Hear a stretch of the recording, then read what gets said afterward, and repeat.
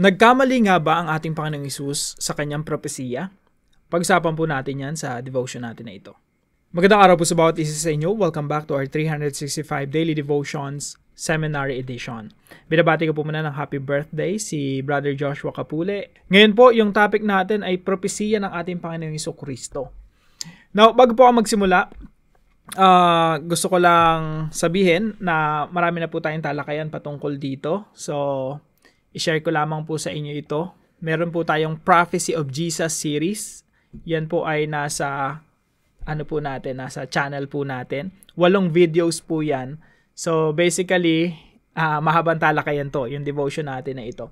Pero mahalaga po ito kasi 2 chapters po, halos 2 chapters or more. Kasama yung Book of Revelation, of course. Mga propesiya ito ng ating Panginoong Jesucristo na dapat alam natin. So, ano po ba yung concept ng prophecy of Jesus Christ sa Matthew 24? Jesus' prophecy in Matthew 24 primarily concerns the destruction of Jerusalem in AD 70 as God's covenantal judgment on Israel. The Great Tribulation and this generation refers to first century events, not the end of the world. While most of the Olivet Discourse was fulfilled then, some elements, like the final return of Christ and bodily resurrection, remain future. So, summarize ko lang po, no? Yung Matthew 24 po na prophecy ng ating Panginoong Jesucristo, ito po ay natupad noong henerasyon nila. 2,000 years ago na yung lumipas. So, yung prophecy ni Jesus, nag-prophesy siya before siya mamatay, natupad yun nung henerasyon nila, first century. At ang inaantay na lang natin in the future ay yung paglaganap ng Ebanghelyo at muling pagbabalik ng ating Panginoong Jesucristo. So, sabi po ng ating Panginoong Jesucristo sa Matthew chapter 23:36 tsaka Matthew 24:34. Haba po nito, 2 chapters po ito kung talagang gusto nating maintindihan. Matthew 23 tsaka Matthew 24. So, sabi po ni Jesus rito, "Truly I tell you, all this will come on this generation." So, yung mga signs, mga prophecy na nakasaad dito, sabi ni Jesus Christ, magaganap ito sa henerasyon nila. Katotohanan ang sinasabi ko sa inyo, ang lahat ng mga bagay na ito ay darating sa lahing ito. And chapter 24 verse 34, inulit pa ni Jesus Christ para hindi talaga tayo malito. Sabi niya, "Truly I tell you, this generation will certainly not pass away." Hindi mamamatay, hindi lilipas ang salinlahing ito hanggang sa maganap ang lahat ng mga bagay na ito. So ang tanong, ano yung mga bagay na ito? So ito na po, no? Ito na yung dapat alam natin na prophecy. So una po, the prophecy of Jesus. It was meant to judge his enemies. Yung prophecy niya po sa Matthew 24, ito po ay para husgahan yung mga kalaban niya noong unang panahon. Kasi po, yung unang panahon, pinersecute si Jesus Christ ng mga Hudyo, nila Pilato, ng mga Romano, pinagtulong-tulungan si Jesus Christ. At hindi lang si Jesus Christ, kundi yung mga apostol ay inusig nila at pati yung mga sinaunang Kristiyano. So si Jesus nag-prophesy ng judgment against them. Now, ang haba po kasi ng mga chapters na yon, kaya po ini-encourage ko kayo na bisitahin niyo po itong Prophecy of Jesus Christ series. Now, para po mapagkasya natin sa 15 minutes, inilagay ko na lang po dito, no? Ano yung nakasaad doon sa prophecy ng ating Panginoong Jesucristo? So, yan, false Christ, mga darating na mga bulaang Kristo, wars and rumors of wars, mga gera, and then famine, malawakang taggutom, and then earthquake, lindol, and then persecution, pag-uusig sa mga Kristiyano, and abomination that causes desolation, yung araw, yung bituin, yung araw, yung buwan, magdidilim, yung mga bituin, magbabagsakan, and of course, yung tribulation or tinatawag nating Great Tribulation. Now, lahat po ng ito, mga kapatid, doon sa propesiya ng ating Panginoong Jesucristo, ilalagay natin dito sa envelope na ito. Yan, envelope. Yan, Matthew 24:34 at Matthew 23:36.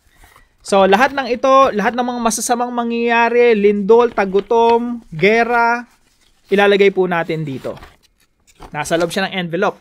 Ang tawag po dito sa hermeneutics ay, o sa pag-interpret ng Biblia sa seminary, hermeneutics po yung tawag namin. Ang tawag po dito ay inclusio. Isipin niyo po, envelope. Naka-envelope. So si Jesus Christ, sa Matthew 23:36, tsaka Matthew 24:34, tsaka Matthew 23:36, pareho niyang sinabing mangyayari ang lahat ng ito sa henerasyon nila, this generation. This generation. So basically, ang sinasabi ni Jesus Christ, lahat ng nasa envelope na ito, matutupad sa panahon nila, sa henerasyon nila. And actually, sa pagbinasa niyo po sa ibang mga Gospels, sinasabi ni Jesus Christ, hindi nga mamamatay yung isa sa, hindi lahat kayo mamamatay. Talagang makikita niyo, yung iba sa inyo makakasaksi pa ng lahat ng ito, matutupad ito sa inyong henerasyon. So, meaning to say, mga kapatid, na yung mga prophecies, mga nakasaad dito, hindi po ito future. Karamihan po kasi ng mga Kristiyano, ang interpretation nila dito, mangyayari ito sa inaharap. Pero, pag binasa po nating mabuti ito, point number 1 natin, it was meant to judge his enemies. Kasi po, dito sa Matthew 24, actually, yung mga Christians, pinatakas pa ni Jesus. Sabi ni Jesus, pag dumating na yung mga signs na ito yung mga paghihirap na ito, umalis na kayo sa Jerusalem. Kasi dadanas yung Jerusalem ng tribulation. Yung matinding kapaghihatian. It was meant to judge his enemies. Makikita nyo po yun sa Matthew 23. Kasi sa buong Matthew 23, nilista ni Jesus Christ lahat ng mga kasalanan ng mga Pariseo at Saduceo at mga leaders ng temple. Inisa-isa niya yung hypocrisy nila at lahat ng mga kasamaan nila. Tapos pagdating sa Matthew 24, sabi niya, lahat ng ito, mangyayari ito sa inyo. Kaya nga po, Matthew 20:36, katotohanan ang sinasabi ko sa inyo, ang lahat ng bagay na ito, na nasa loob ng envelope, darating sa lahing ito. Kaninong lahi? Sa lahi nila, hindi po future. Yung mga earthquake, lindol, minsan napaparanoid yung maraming Christian. Sinasabi nila, mangyayari na ito, nangyayari ng prophecy ni Jesus Christ. Ang dami ng mga bulaang mga propeta, may mga gera, etc., etc. Totoo naman may mga gera, totoo naman na mga bulaang propeta sa panahon natin ngayon. Pero yung prophecy ni Jesus Christ, natupad yon, sabi ni Jesus Christ, sa lahi nila, sa generation nila, which is 40 years. From the time of Jesus Christ na nag-prophesy siya, AD 30s, natupad yun ng AD 70. So it was meant to judge his enemies. Number 2 po, it was fulfilled in the 1st century. Ibig sabihin, natupad iyon sa panahon nila, 1st century. Ano po yung proof natin na natupad ito sa 1st century? Pag binasa niyo po yung sulat, halimbawa ni Eusebius, siya po ay church historian noong mga 3rd century, no? So, si Eusebius, nirecord niya yung history, yung kasaysayan ng mga Kristiyano noong 1st century.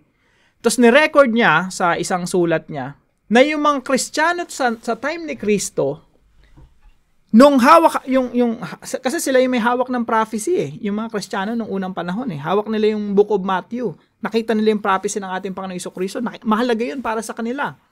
So, nung binasa nila yon at ininterpret nila yon sa panahon nila at natupad sa panahon nila.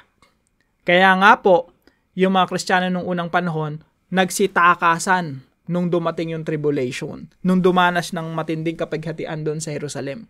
So sabi ni Eusebius, yung unang mga Kristiyano naniniwala na natupad lahat ng mga propesiyang ito noong henerasyon na yon. Again, gagawa po ako ng separate video para dito basahin natin mismo yung sinulat ni Eusebius. Pero sa devotion natin na to, we only have 15 minutes and hindi po natin mapapagkasya lahat, no? So it was meant to judge his enemies. It was fulfilled in the 1st century. And number 3 po, it was interpreted accurately by the early church. So, basa nga tayo ng isang konting-konting line lang. Ito po yung sulat ni Eusebius. Maliliit lang po yung mga letra, no? Dito na po tayo sa chapter 3 mismo, sa chapter 5, verse 3. Sabi po rito, but the people of the church in Jerusalem, sila yung mga nakinig sa prophecy ng ating Panginoong Jesucristo. Sabi dito, had been commanded by a revelation ni Jesus, vouchsafe to approve men there before the war, to leave the city and to dwell in a certain town of Perea called Pela. Inutusan sila ng Panginoong Jesucristo, tumakas na kayo, makikita niyo po siya sa prophecy. Pag dumating na yung mga paghihirap, pagdurusa, nakita niyo na yung mga signs na sinabi ko sa inyo, tumakas na kayo. At tumakas nga yung early church. Accurate yung interpretation nila sa sinabi ni Jesus Christ. Napakalaga po yun. Kasi yung early church naniniwala na lahat ng propesya ng ating Panginoong Jesucristo sa Matthew 24 natupad na.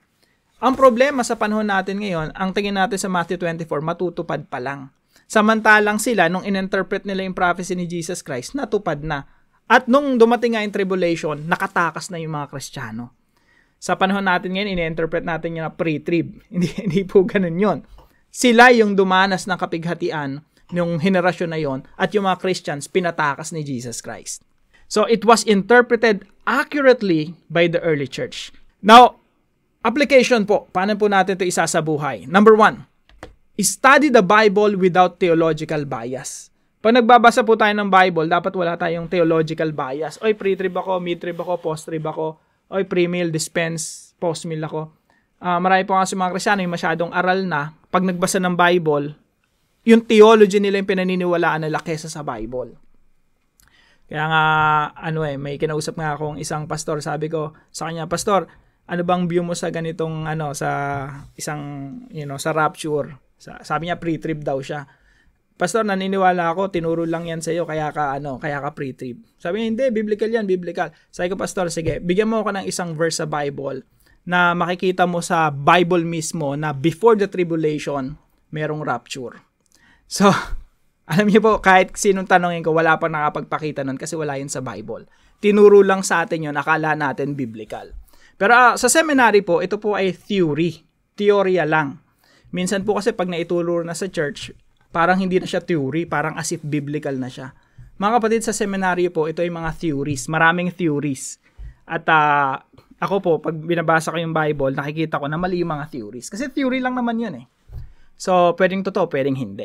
Pangalawa po, know that the Bible does not teach pessimism. Ang Biblia po, hindi nagtuturo na yung mundo natin pasama ng pasama. Kasi pag in-interpret mo to na future, lahat ng kapighatian dito, future, sasama nga talaga yung mundo. Pero pag nakita mo na in-interpret ito ng mga sinuunang Kristiyano na nakalipas na, wala nang natitira sa prophecy maliban sa paglaganap ng ebanghelyo at yung continuous growth of the kingdom of God. So, ang future natin, paganda ng paganda, paayos ng paayos because of the advancement of the gospel.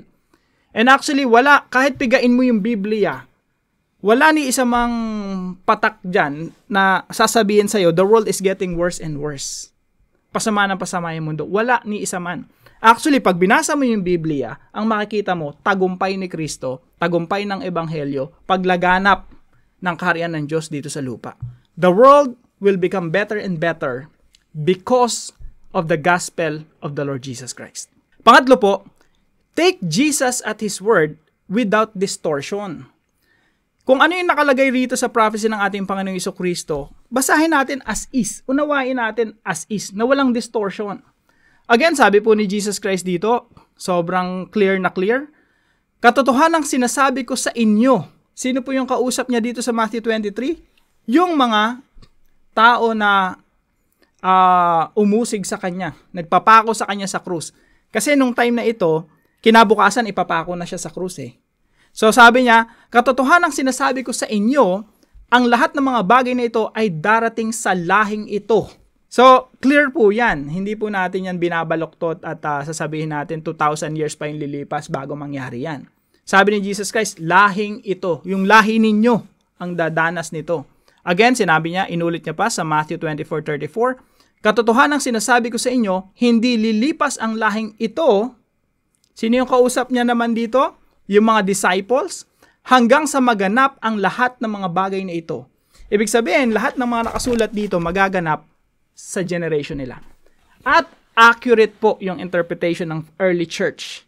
Talagang pinakinggan nila nito at hindi sila nagkamali. Sapagkat lahat ng sinabi ni Jesus Christ natupad sa henerasyon nila. Para po sa ating discussion, what is the difference between believing that the world is getting worse and worse because of evil and the world is getting better and better because of the victory of the gospel? Samahan niyo po ako sa panalangin. Father God, Thank you for the prophecy of Jesus Christ that proves He is a true prophet. Everything He said that would happen in that generation was fulfilled down to the very detail. Thank you for the comfort that there is nothing in the Bible that teaches the world is getting worse and worse, but rather the world is healing because of the growing kingdom of God here on earth. Please make me one of your missionaries who will advance the Great Commission of Jesus. Use me to share the gospel to the people around me. In Jesus' name, amen and amen.